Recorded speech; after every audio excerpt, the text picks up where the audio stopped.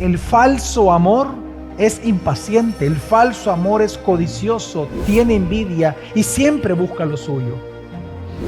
El falso amor se irrita porque no tiene lo que quiere. El falso amor no es bondadoso, no busca el bienestar del otro. El falso amor no busca la bendición del otro, sino solamente a satisfacer su propia lujuria. Hermanos, eso no es el amor. El amor es comprometido, el amor es fiel, el amor es abnegado, es puro.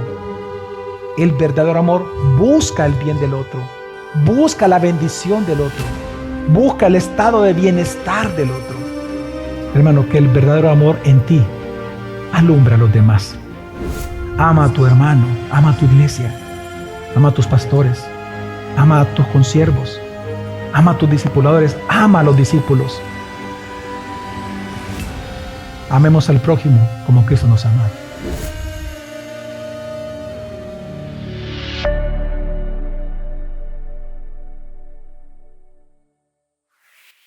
Bueno, en esta mañana, hermano, quiero continuar con la serie que nosotros tenemos acerca de cómo amarnos y cómo mostrar ese amor de Cristo entre nosotros los hermanos.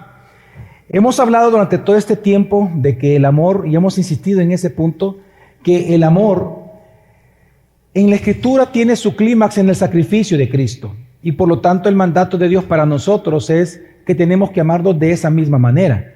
Eso significa que nosotros tenemos que hacer un gran esfuerzo, hablando moralmente, un gran esfuerzo para nosotros poder mostrar el amor como se debe a nuestro hermano por medio de sacrificios personales. Hay veces en donde nosotros realmente vamos a tener que sacrificarnos para poder mostrar amor a nuestro hermano en alguna área. Por ejemplo, cuando hay que hablar con alguien, cuando hay que escucharlo, cuando hay que sentarse a escuchar una exhortación, no es fácil. Tal vez usted quiere huir, tal vez usted necesita estar reunido en su casa, no sé, y usted hace un esfuerzo. Por ejemplo, el discipulado requiere un esfuerzo y requiere determinación. Servir al Señor requiere determinación. Así que hoy, en esta mañana, hermanos, veremos uno de los más grandes, de verdad, sacrificios que el cristiano puede hacer por amor a su prójimo y a Dios específicamente. Y me refiero al servicio. Me refiero a servir a Dios y a nuestros hermanos. Así que la intención, hermanos, en esta mañana es poderte realmente convencer. Es un solo objetivo el que tengo en esta mañana.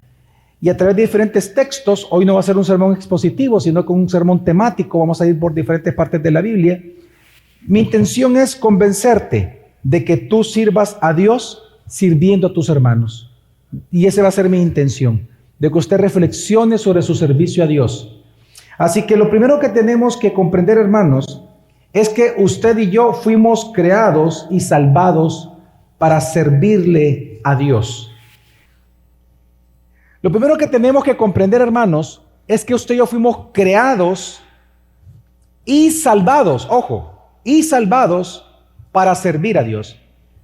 Adán y Eva, si usted recuerda, cuando fueron creados, antes de que ellos cometieran algún pecado, Adán y Eva fueron puestos en el jardín como reyes, como sacerdotes de la creación.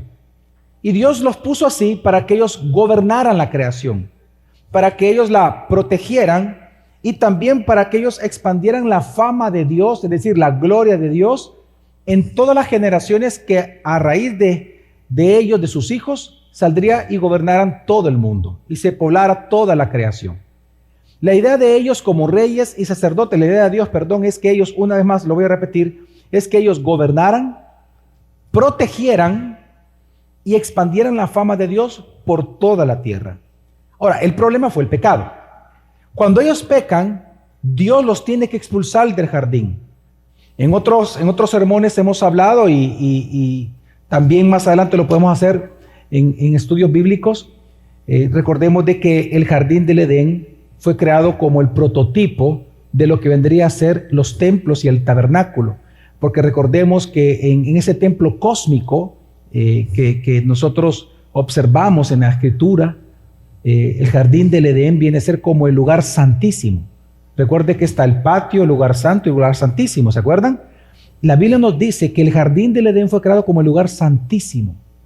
Por eso es que Adán era un sacerdote y se le pone ahí como un rey y como un sacerdote. Por eso Jesús vino como rey y sumo sacerdote, exactamente. Entonces, pero otro día explicamos esas grandes maravillas que encontramos en la Escritura.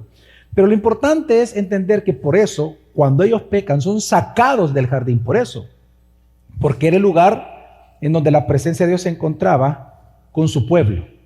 Entonces ellos al pecar son expulsados. Sin embargo, aunque ellos fueron expulsados, el plan de Dios no se frustró. Ese plan de Dios de que ellos sirvieran en el jardín, de que ellos sirvieran en la creación, ese plan no se frustró. Tanto que cuando nosotros vamos y vemos la historia bíblica, la historia de redención, y llegamos a Éxodo capítulo 3, encontramos que el ángel del Señor, que es una prefigura de Cristo, encontramos ahí una manifestación del Hijo preencarnado, el ángel del Señor, habla con Moisés y él le dice, he visto, lo leímos hace un par de minutos atrás, he visto, le dice Dios, he escuchado y he descendido. Veamos las tres cosas, he visto, he escuchado y por eso he descendido a librar, a salvar a mi pueblo de Egipto. Ahora, ¿a quién él enviaría? A Moisés. Y le dice Dios a Moisés que le iba a dar una señal de que realmente Dios los estaba librando. ¿Y cuál era la señal? Dice Éxodo 3, versículo 11 al 12.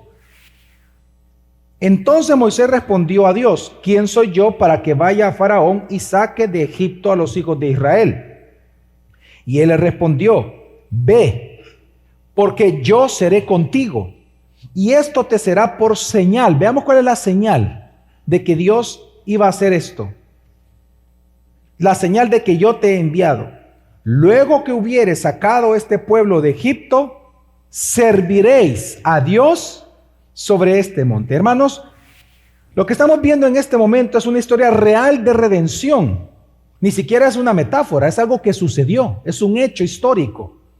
Y lo que estamos viendo es una historia real de redención. Dios libraría a su pueblo de la esclavitud que ellos tenían en Egipto. Pero lo interesante es que Dios dice para qué Él los iba a librar. Dios no los iba a librar de Egipto para que ellos se volvieran autónomos. Dios no los iba a librar para que ellos hicieran lo que quisieran. Dios no los iba a librar para que ellos se volvieran independientes. Dios los iba a librar para que ellos le sirvieran a Dios. Esta será la señal de que yo estoy contigo, que yo te estoy enviando, que cuando tú los libres, todos ustedes a mí me van a servir. Es decir, la razón de la redención, la razón de la salvación de ellos, es para que todos se convirtieran en siervos de Dios. Y esto es importante porque esta historia, hermanos, es una imagen del éxodo que usted y yo hemos vivido ya en Cristo Jesús. Amén. En donde, mire, es importante comprender esto. En el Nuevo Testamento a nosotros se nos enseña que usted y yo hemos vivido un éxodo. Un éxodo igual, similar al que el pueblo hebreo lo tuvo con Egipto, que fueron librados de la esclavitud, recuerde, ¿verdad? Después de la Pascua, al día siguiente ellos tienen su éxodo, salen de Egipto. Pues dice la Escritura que usted y yo lo hemos tenido ya en Cristo Jesús. Un texto interesante que lo dice explícitamente es Lucas capítulo 9, versículo 30 al 31. Ya les dije que este sermón va a ser de mucho texto bíblico. Le pido que si usted me puede seguir, pues qué bueno que me siga con la lectura en su Biblia. Y si no, igual está en pantalla, hermano, lo que estamos leyendo. En Lucas 9, 30 a 31, vemos la narrativa de la transfiguración bajo el testimonio de Lucas. Recordemos que la transfiguración aparece también en Mateo y en los sinópticos, en los evangelios. Pero aquí es desde la perspectiva de Lucas. Y Lucas dice lo siguiente: y de repente 2 hombres hablaban con él, es decir, con Jesús. ¿Quiénes eran esos 2 hombres? Moisés y Elías. Perfecto. Los cuales eran, dice ahí, Moisés y Elías. 31. Quienes aparecieron en gloria, hablaban de ¿qué? De la partida de Jesús que él estaba a punto de cumplir. ¿En dónde? En Jerusalén. Esa palabra partida, ¿sabe cuál es en griego? Éxodo. ¿Sabe lo que está diciendo Lucas? Que Jesús comienza a hablar con Moisés y con Elías del éxodo que él habría de sufrir, del éxodo que él habría de realizar, de la salida de qué. Hermanos, esto fue en el monte de la transfiguración. Lo que Jesús habló con ellos, y qué privilegio para nosotros saber la conversación que tuvieron ellos. Lo que Jesús habló es que él vino no para librarnos a nosotros de Egipto. Él vino para librarnos de la esclavitud de Satanás y de nuestros pecados, para que nosotros pudiéramos servir al Dios glorioso y verdadero. Para eso Dios vino. Para salvarte, sí, pero no te vino a salvar para que tú seas independiente, para que luego tú hagas lo que tú quieras con la nueva vida. No, no, no. Es para que tú seas un siervo de Dios. Por eso dice Romanos 6:22, pero ahora, habiendo sido libertados del pecado y hechos siervos de Dios. No es que usted lo pida, no es que usted lo quiera, no es que usted se lo deba de rogar al Señor, no es con oración, no, usted ya es siervo de Dios. Usted fue hecho siervo. Desde el momento que Dios lo salvó, lo sacó del reino de las tinieblas, de la esclavitud del pecado, lo libró. Usted era un siervo de la injusticia, usted era un siervo de Satanás. Dios lo libra para volverlo siervo de Cristo, un esclavo de Cristo, un siervo del Señor. Ahora, esto mismo nosotros lo vemos anunciado también en el Antiguo Testamento con la gran historia de Josué. Todos conocemos la historia de Josué, en donde cuando al final, el último capítulo ya del libro de Josué, cuando ellos ya habían conquistado la tierra prometida, ya estaban en la tierra prometida, gozando de la promesa del Señor, ya estaban ahí, pues entonces él reúne al pueblo para renovar el pacto de Dios con ellos. Dice Josué, versículo 14 al 15, ahora pues teman al Señor y sírvanle con integridad y con fidelidad. Quiten los dioses que sus padres sirvieron al otro lado del río y en Egipto, es decir, en la antigua vida. Recordemos que ellos estaban en la nueva vida. Ya estaban en la tierra prometida. Amén, hermanos. Entonces dice, quiten los dioses que sus padres sirvieron al otro lado del río y en Egipto y sirvan al Señor. Y si no les parece bien servir al Señor, entonces escojan hoy a quién han de servir. Si a los dioses que sirvieron sus padres, que estaban al otro lado del río, es decir, en tu antigua vida, esclavo del pecado, tú tienes que escoger hoy a quién vas a servir en este servicio de domingo. Al finalizar el sermón, tienes que escoger a quién tú le vas a servir. O a ti mismo y a los dioses de tus padres, y a los mismos dioses que tú antes de ser cristiano le servías. O como dice Josué, pero yo y mi casa, dice Josué, serviremos al Señor. Es decir, hermanos, una de las grandes realidades que encontramos en la Escritura es que usted y yo fuimos creados para servir. Piensen, Adán y Eva, creados para servir. Pero cuando entra el pecado, eso no se frustró. Pero Dios ahora nos salva. ¿Pero para qué nos salva? Para servir.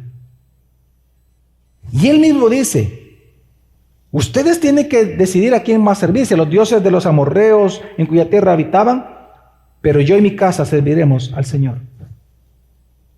Y es igual con Jesucristo.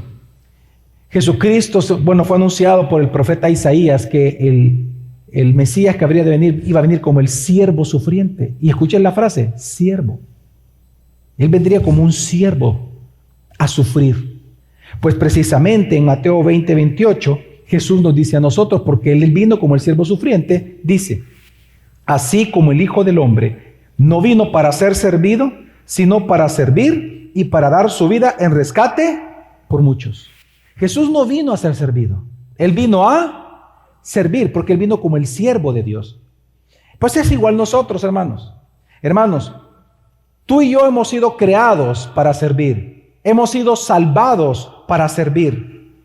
Y eso es algo que nosotros no podemos obviarlo. Y lo quieras o no lo quieras, lo creas o no lo creas, Tú has sido salvado por Dios y has sido creado por Él para que tú le sirvas a Él. Pero entonces la gran pregunta es la siguiente, hermano. ¿Qué es servir? ¿Qué es servir a Dios? ¿Y cómo se le sirve al Señor? Bueno, la manera en que tú y yo le servimos a Dios es sirviéndole a su iglesia.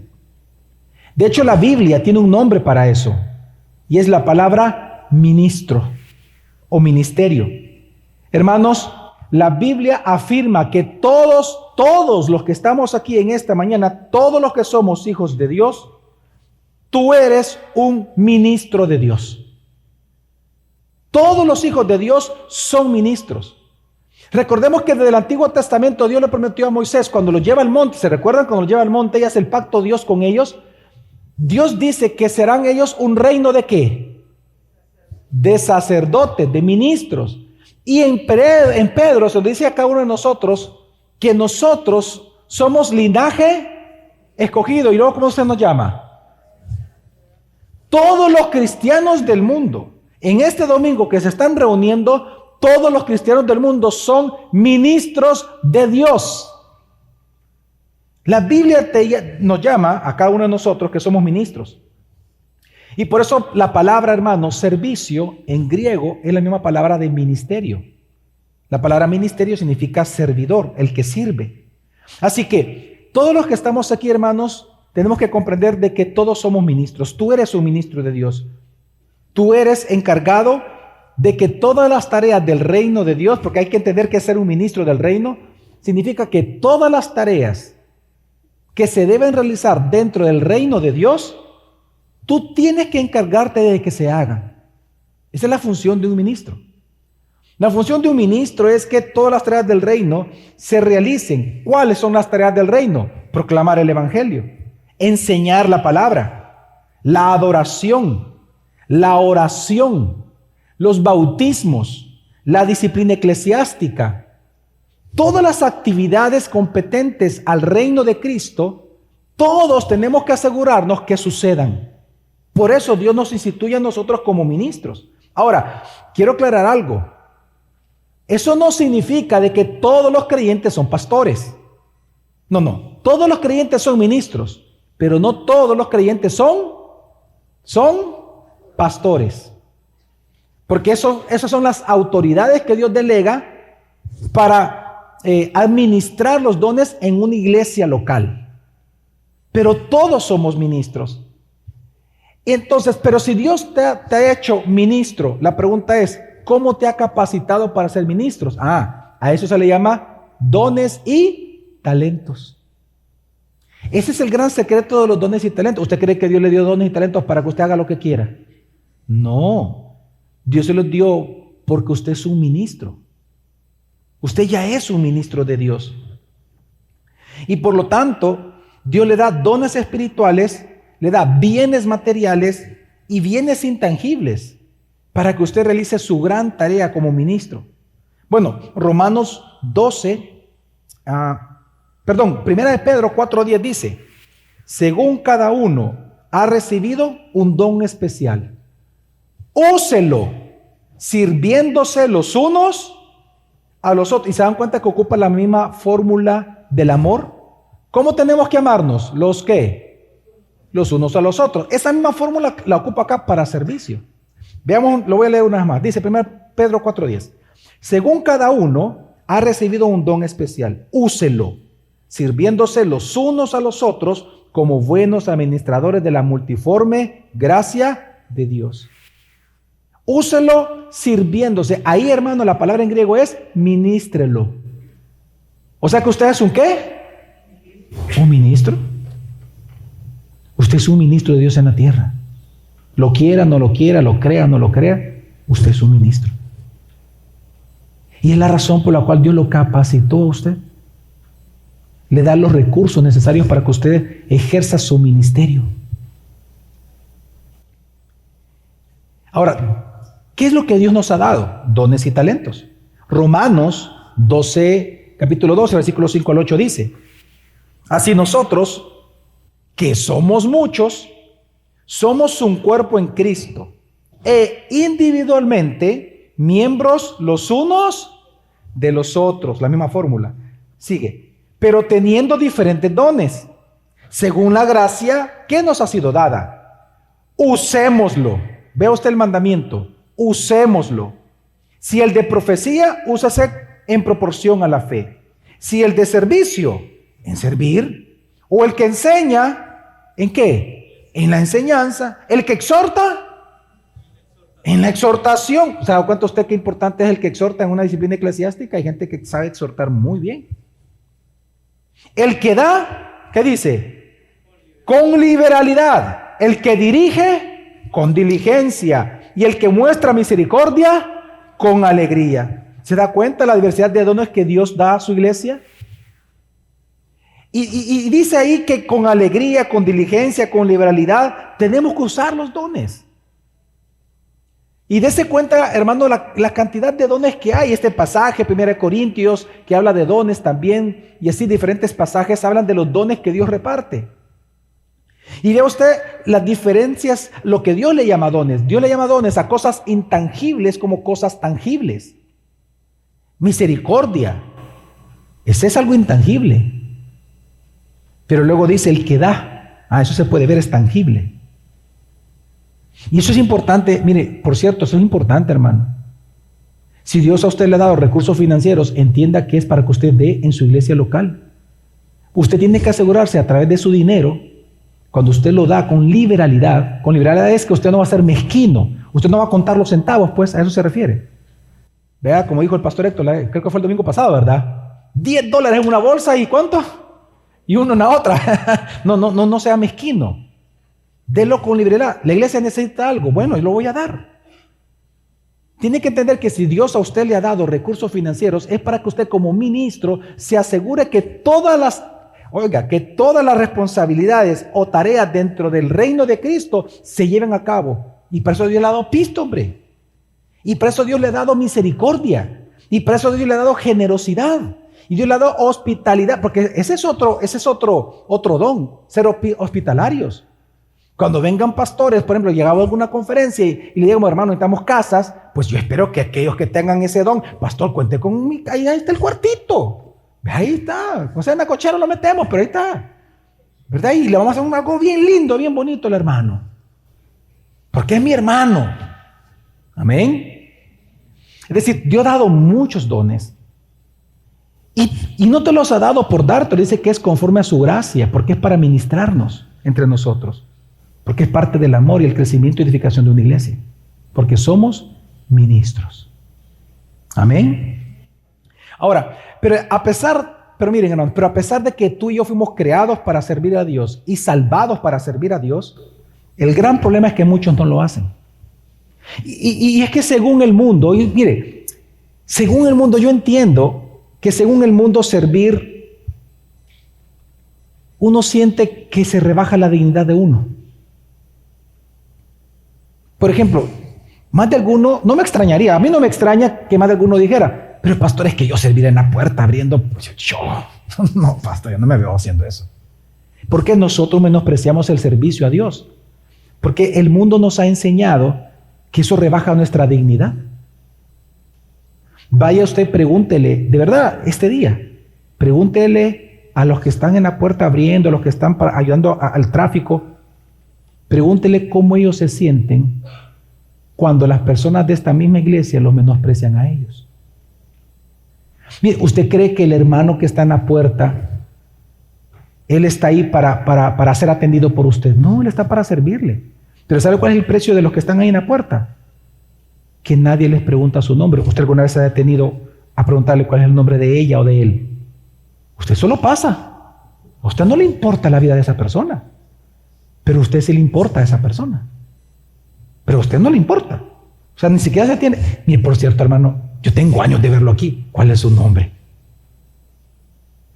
Y es más, mire, el mundo es tan contrario a Cristo que incluso le dice a usted que eso es rebajar la dignidad. Usted ya le ha preguntado a ellos lo que ellos hacen. Mire, le voy a decir las tareas que realizan nuestros hermanos que están sirviendo en el tráfico y que están abriendo puertas. Usted va a encontrar ahí taxistas. Va a encontrar uno que maneja buses en El Salvador. Usted va a encontrar médicos, va a encontrar arquitectos, va a encontrar ingenieros, va a encontrar maestros, trabajos dignos, pero le están sirviendo a usted. Pero sea porque usted no los saluda ni se preocupa por ellos, porque usted lo ve como un servicio no digno. Es más, la misma cultura lo lleva a usted a pensar que mi trabajo al Señor es más digno que el que ellos hacen, porque yo le predico la palabra. Y tal vez usted piensa que eso me hace a mí más digno que todos, y no es así. Todos somos ministros. Que si bien es cierto la Biblia, y no lo voy a negar, dice que si hay un anciano que gobierna bien, obviamente tiene que ser dignificado con doble honor, reconocido, que merece un doble honor porque lo está haciendo bien. Eso sí es algo especial de Dios para los pastores, no lo voy a negar. Pero delante de Dios somos igual en dignidad. Y yo le hablo esto porque lo que quiero demostrarles, hermanos, es que el mundo nos llena la cabeza de tantas mentiras que tú piensas que servir a Dios te rebaja tu dignidad. Y como yo voy a estar en la entrada repartiendo hojitas, tomando la temperatura, si ya no se hace en El Salvador ni en el mundo, pastor. ¿Cómo yo voy a estar recibiendo niños, hombre? Yo estoy para predicarle a las naciones, pastor, a multitudes. Y me pone a llenar con listas. Es que esa es la tarea que se requiere en el reino. ¿Sabe usted que hay iglesias que son tan maduras que existe el ministerio de sacarle la punta al lápiz? Son ministerios tan grandes, tan enormes, que se requiere gente, que son más de 50, que están sacándole la punta para regalarle el lápiz a la gente a la hora de apuntar el servicio el domingo. Y ahí hay médicos, astronautas y todo sirviendo. Yo conozco científicos que usted se puede ir de espaldas. Yo le puedo decir de uno que está protegido en el mundo. Es el que creó el brazo mecánico de la NASA, del cohete que pone los satélites en el aire. Es un hermano nuestro en Cristo. Es de la mente más brillante actualmente en el mundo. Está protegido él por la ciencia, porque a él lo quería quitar porque él es creyente. ¿Sabe qué es lo que él hace en su iglesia? Cuando toma eminencia, le estoy hablando de eminencia, comienza a tocar su iglesita. Es uno de los ancianos de la iglesia. Y nadie sabe. Y usted cuando ve, y aquel de pelo parado, ya viste que feo el pelo parado y tocando el bajo. Y ese hipote que sabe, ese hipote que... No, hermano. Es que aquí no hay colores. Aquí todos somos hijos de Dios, lavados por la misma sangre. Y Dios le ha dado dones a usted. Yo necesito sus dones. Y usted necesita los míos. Amén, hermanos. Ahora, entonces, ¿qué es lo que impide realmente que le sirvamos al Señor? Pues yo encuentro que hay por lo menos 3 pecados fuertes hoy en día. Y uno de ellos es el egoísmo. En Filipenses capítulo 2, versículo 3 al 4 dice: no hagan nada por egoísmo o por vanagloria, sino que con actitud humilde. Cada uno de ustedes considera al otro como más importante que a sí mismo, no buscando cada uno sus propios intereses, sino más bien los intereses de los demás. Mire qué duro es esto. Al que es orgulloso, esto es duro leerlo.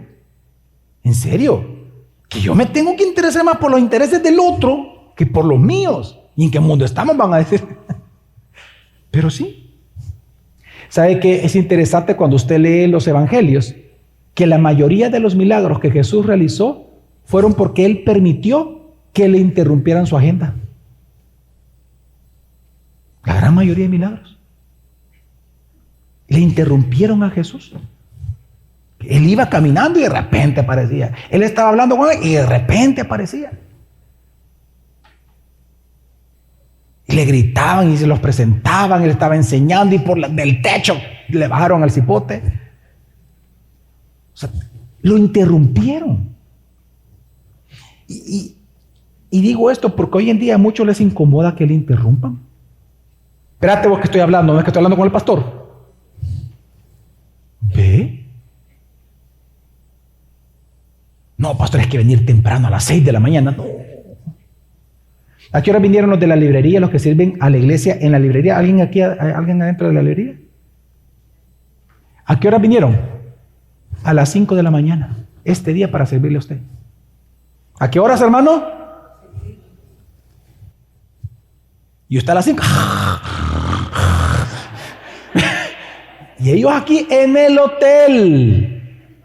O sea que se levantaron a las 4 mínimo.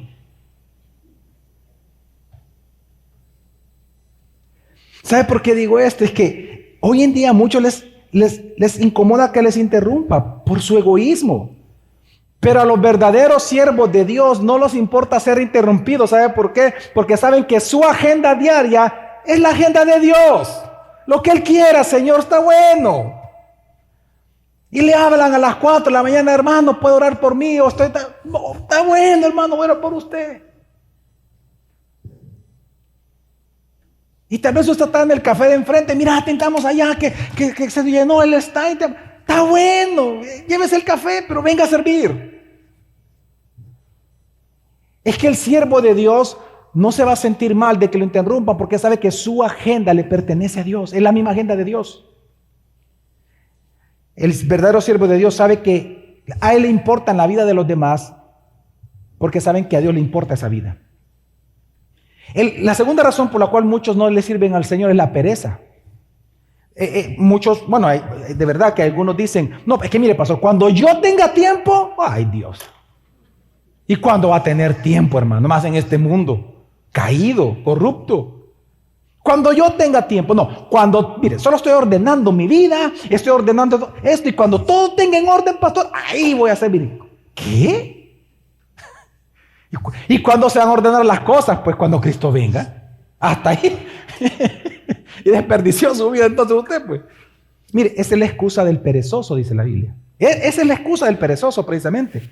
Proverbios 22:13 dice, el perezoso dice, ay, que hay un león afuera.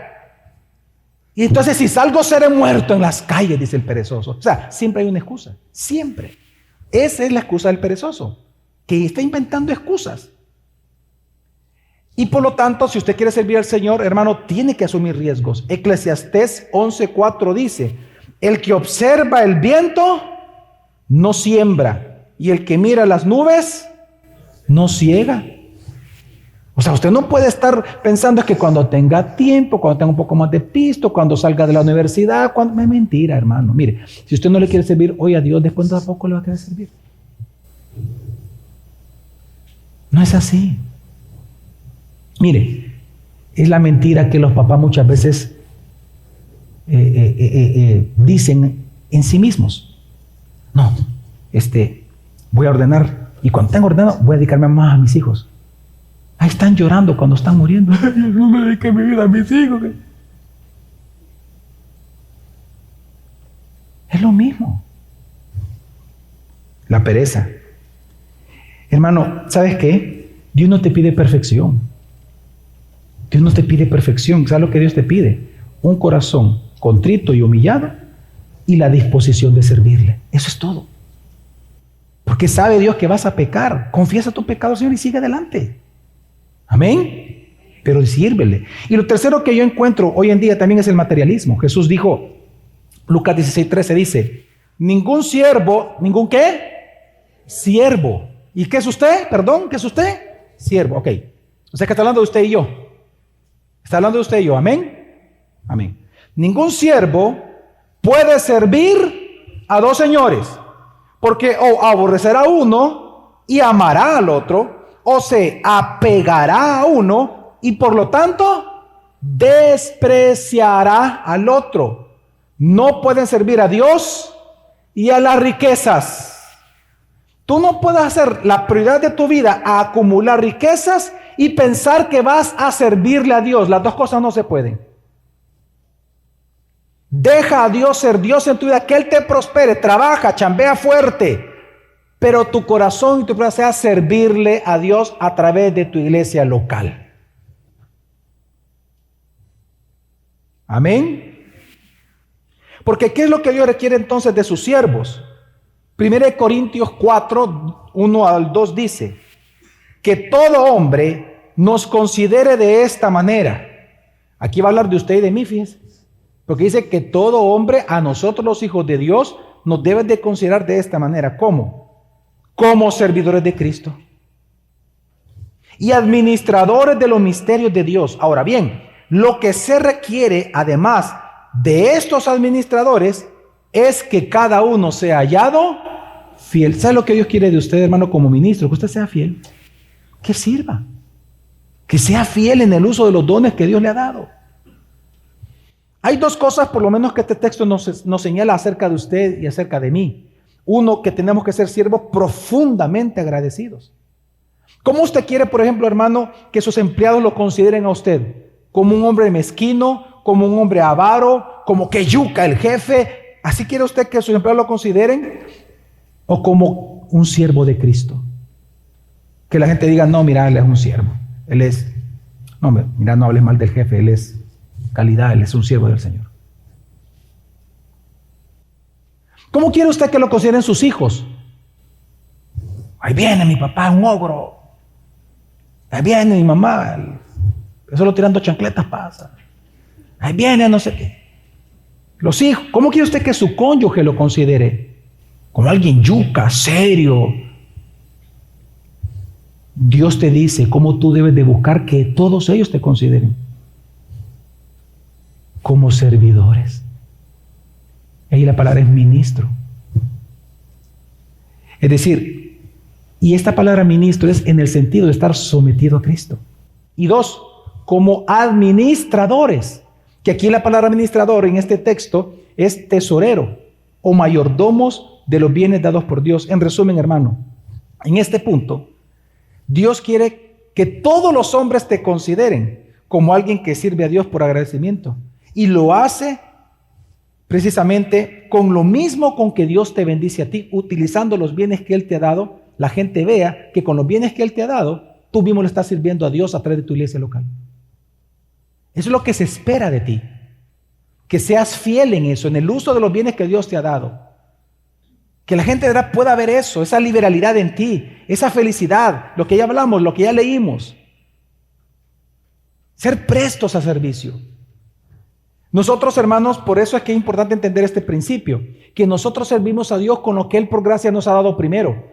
Usted no vaya a pensar que el servidor sirve desde una perspectiva orgullosa, en donde yo le voy a traer algo a Dios que Él necesita. No. Tú tienes que entender de que la manera en que Dios creó esto es que nosotros le servimos a Dios trayéndole a Él de lo que Él nos ha dado a nosotros.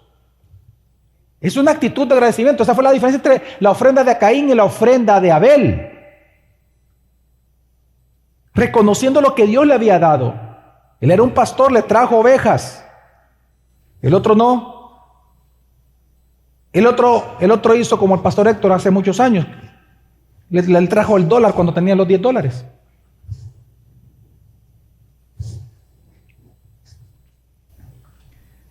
Así el servicio a Dios, hermano, entonces ¿cómo inicia? Bueno, entregándole a Dios las cosas que Él mismo nos ha dado a nosotros para vivir, por agradecimiento. Poniendo al servicio de Él todo eso. La casa, el tiempo. Y por eso es que lo segundo que nos dice en el texto, que tenemos que ser siervos fieles. ¿Qué significa la palabra fiel? Confiable. Que sea honrado en el uso de los bienes. Pero eso implica dos cosas. Uno, tienes que usarlos. Y dos, tienes que usarlos como el dueño de las cosas espera que tú lo uses. Por ejemplo, no levante su mano, pero ¿cuántos de ustedes alquilan casa? Se espera del inquilino que cuide la casa como el dueño quiere que usted la cuide y que lo dejó plasmado en un contrato. Ese es un inquilino fiel al contrato. Si usted trata la casa de una manera distinta, usted es un inquilino infiel, porque está tratando bienes que no son suyos de manera incorrecta. Por ejemplo, se espera de un empleado que las engrapadoras no se las lleve a su casa. ¿Ok? Ni los lapiceros Bic, ni las reglas para sus hijos. No. Si usted hace eso, se convierte en un empleado infiel. Entonces, cuando Dios dice aquí ser siervo fiel, le significa no solamente que tiene que traer los bienes a Dios y ocupar todo lo que Él te ha dado para servirle a Él, sino que tienes que hacerlo de la manera en que Él lo pide, en que Él lo exige. De hecho, un gran ejemplo de esto es una gran parábola que Jesús contó. Todos aquí la hemos escuchado, y es la parábola de las 10 minas. ¿Se recuerdan de esa parábola? Jesús compara el reino de Dios con un hombre de familia. Interesante que no es un reino, dice hombre de familia. Que él tenía sus bienes, él tiene que retirarse por un tiempo, y entonces llama a sus siervos. A uno le da 10 minas, al otro le da 5, al otro le da 1. ¿Se recuerdan, hermanos? Ok. ¿Qué esperaba el amo, el padre de familia? ¿Qué esperaba ese hombre de familia que ellos hicieran con eso? Que se lo gastaran. ¿Ah? No. ¿Qué tienen que hacer? Trabajarlo, ponerlo, y aquí viene el punto. Bueno, para ir interpretando, ¿se acuerdan ustedes, hermanos, cuál fue la respuesta de Jesús a su mamá María cuando lo encontraron en el templo? ¿Se acuerdan que se perdió Jesús? Bueno, para ellos se había perdido, Jesús intencionalmente estaba ahí en el templo. Y cuando le encuentran, la mamá le dice, hijo, le dice, te hemos estado buscando, ¿y por qué estás aquí? ¿Cuál fue la respuesta de Jesús? ¿En los qué? ¿La palabra cuál es? Negocios. ¿Y sabe qué significa esa palabra en griego? Negocio. ¿En serio eso significa? Negocio, economía, un negocio económico. Entonces, ese concepto de cómo Dios ve, porque dice, en los negocios de mi Padre me es necesario estar. Él estaba haciendo ¿qué, Jesús? ¿Qué estaba haciendo? Negociando con las minas que Dios le había dado, el Padre le había dado. Quiero que entiendan la parábola esta. Entonces, Dios le da 10, 5 y 1. ¿Qué tienen que hacer ellos? Negociar. Ahí está ya entendiendo la parábola. Negociar. Ponerlo para producir más. Porque esos bienes que producía, ¿de quién eran? ¿Del siervo? No, siempre iban a ser del hombre de familia. Pues precisamente lo que se esperaba es que tuvieran ganancias. Bueno, la orden del hombre de familia fue: negocien hasta que yo regrese. Esa fue la orden en esta parábola. Negocien hasta que yo regrese. ¿Y sabe qué significa la palabra negociar ahí? Negocio. Negocien hasta que yo regrese. Y esa es la orden que Dios te ha dado a ti y a mí con los dones. Negocien hasta que yo regrese esos dones. Son míos. Negócialos. Ponlos a trabajar. El que tiene enseñanza, ¿qué tiene que hacer? El que Dios le ha dado mucho recurso económico, ¿qué tiene que hacer? El que tiene profecía, o sea, enseñanza, profetizar. El que dirige, con diligencia dirigir. Negocia. Eso es lo que se espera de ti. Porque resulta que 2 de ellos lo multiplicaron y uno lo escondió. Es decir, digan conmigo, no lo usó. No lo usó. Bueno, ¿qué le dijo el hombre de familia a los siervos? Bueno, a los que produjeron, les llamó buen siervo. Y al otro, ¿qué le dijo? Malo. Tú eres un siervo malo. Así que, hermano, Dios te ha dado dones. Y mientras Él venga, mientras Él regresa, tenemos que negociar, tienes que ser fiel en negociar y en usarlos, en ponerlos al servicio de los demás para hacer famoso el nombre de Dios en esta porción de sabor que Dios nos ha puesto aquí. Amén. Tenemos que ser fieles. El pastor que está en Jutiapa tiene que ser fiel ¿en dónde? En Jutiapa. El pastor que Dios puso allá en San Vicente, ¿dónde tiene que ser fiel? En San Vicente. Los cristianos que están en Santa Ana, ¿dónde tienen que ser fieles? Santa Ana. Dios nos ha puesto aquí. Tenemos que ser fieles, negociando los dones. Amén. Ahora, ¿pero por qué Dios quiere que hagamos esto o para qué? Bueno, tenemos que recordar la gracia que vamos a recibir a los que servimos al Señor. Hay 2 razones muy fuertes por las cuales, bueno, una principalmente, hermano, y es que Cuando tú le sirves al Señor, mira qué tan bueno es Dios. Cuán misericordioso es Dios con nosotros. Que cuando tú le sirves a Dios, quien crece en la fe eres tú.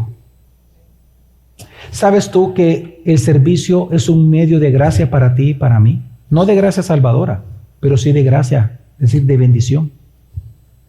Mire, un medio de gracia en la teología reformada es un instrumento, es todo aquel instrumento que Dios ocupa para fortalecerte y para nutrirte para que tú crezcas en Cristo. Pues el servicio en la Biblia se ve como un verdadero medio de gracia. Y hay un pasaje espectacular que lo grafica. Hay que prestar un poco de atención, pero vamos a tratar de simplemente explicarlo y usted en su casa lo puede leer. En Lucas 17 hay un pasaje que todos aquí conocemos, que es la historia que contó Jesús. No es una parábola, es una historia del siervo inútil. ¿Ya han escuchado esa frase? ¿Siervo inútiles somos? Ok. La parábola dice que había un siervo, un esclavo, que pasó, se esforzó todo el día en servir. Y Jesús dice, ¿acaso cuando el amo llega a la casa y viendo que su empleado todo el día ha estado arando, dice, o sea, Jesús lo pone como alguien que ha hecho trabajo duro, pesado, y él llega en la noche, el dueño?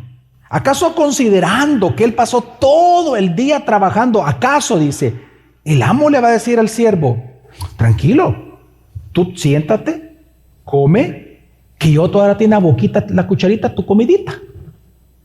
No, más bien el amo le va a decir, sin importar si todo el día ha estado trabajando el siervo, sírveme a la mesa tú a mí. Tengo hambre, he estado trabajando todo el día y quiero comer. Tráeme la comida, por favor. Y después tú descansa, después tú vas a descansar. Y dice Jesús, y viene el siervo y le sirve y luego descansa. ¿Cómo hay que llamarle a ese siervo que ha sido tan diligente en servir hasta que el amo regresó? Oh, ahí está para ahí va el secreto de la interpretación. ¿Cómo se le llama a ese siervo que sirvió fielmente en todo hasta que su amo regresó? Inútil. Siervo inútil. Y le voy a explicar por qué. En griego la palabra inútil significa sin mérito. Es decir, por más que yo le sirva a Dios predicándole la palabra a usted, Dios no me debe nada a mí. Yo no tengo por qué quejarme cuando Él me quita algo o cuando Él me da algo. Ni cuando yo sufro tengo que decir, qué injusto porque yo predico la palabra. Ni cuando yo tengo una bendición voy a decir, me lo merezco porque yo predico la palabra. Dios no me debe nada a mí. Amén. Yo soy un siervo inútil, sin mérito, pero tengo que ser fiel.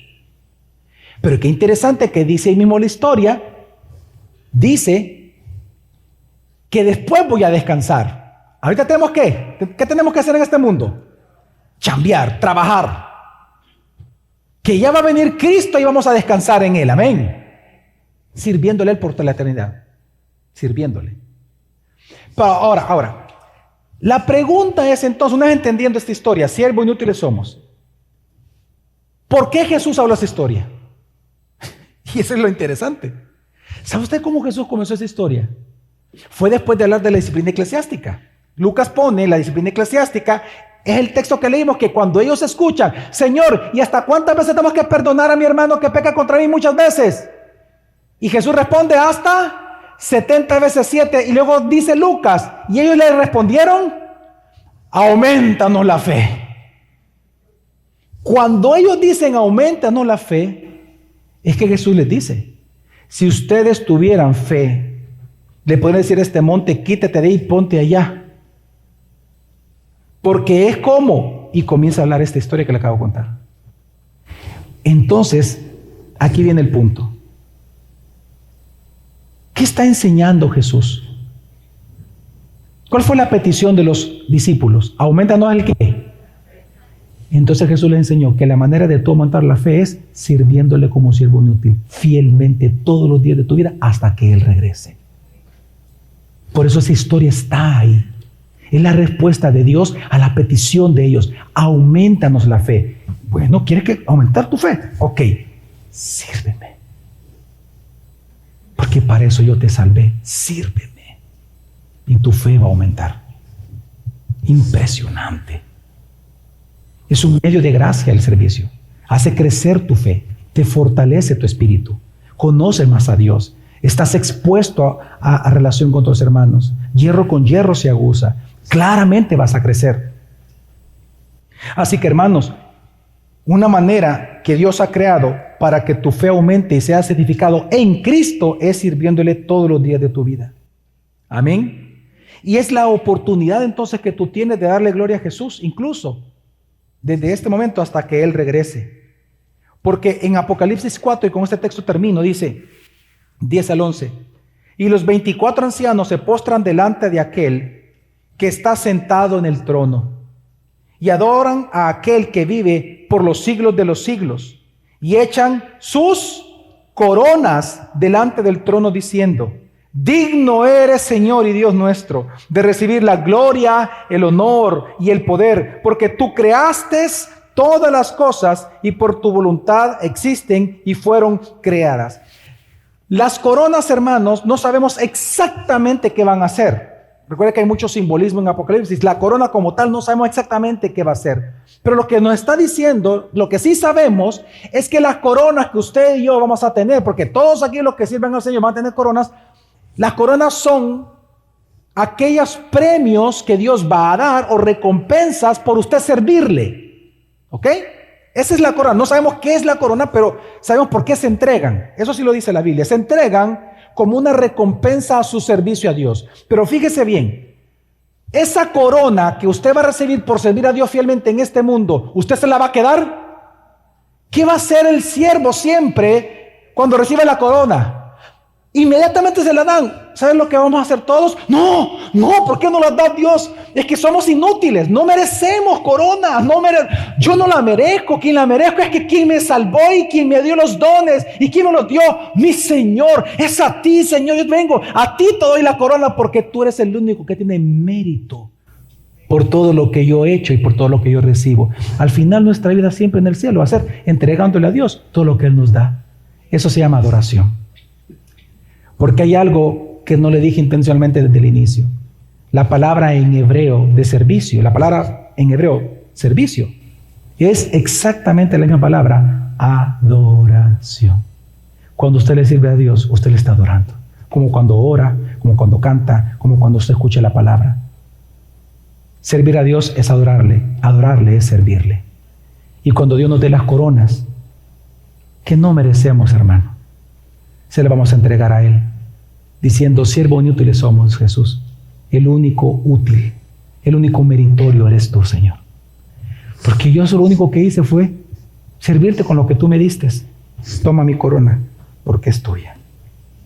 Amén. Así que, hermanos, hoy, esta mañana, número 1, reconoce que tú has sido salvado para servir a Dios. Reconoce que Dios te ha dado dones, tú eres un ministro de Dios. Y que por lo tanto debes de servir a tu iglesia local con tus hermanos. Así que yo te exhorto para que venzas los obstáculos que hablamos del egoísmo, la pereza y la avaricia, para no servirle, y tomes hoy la decisión de servirle a Dios a través de tu prójimo por amor, siendo agradecido con Cristo. Comienza a usar tus dones para que el nombre de Jesús se haga famoso en San Salvador. Amén. Usa tus dones para eso. Y por lo tanto, hoy que hay feria de ministerios allá afuera, apúntate en un ministerio, porque tú eres un ministro. Apúntate en un ministerio. Tú eres un ministro y eso no lo puedes evitar. Vamos a orar.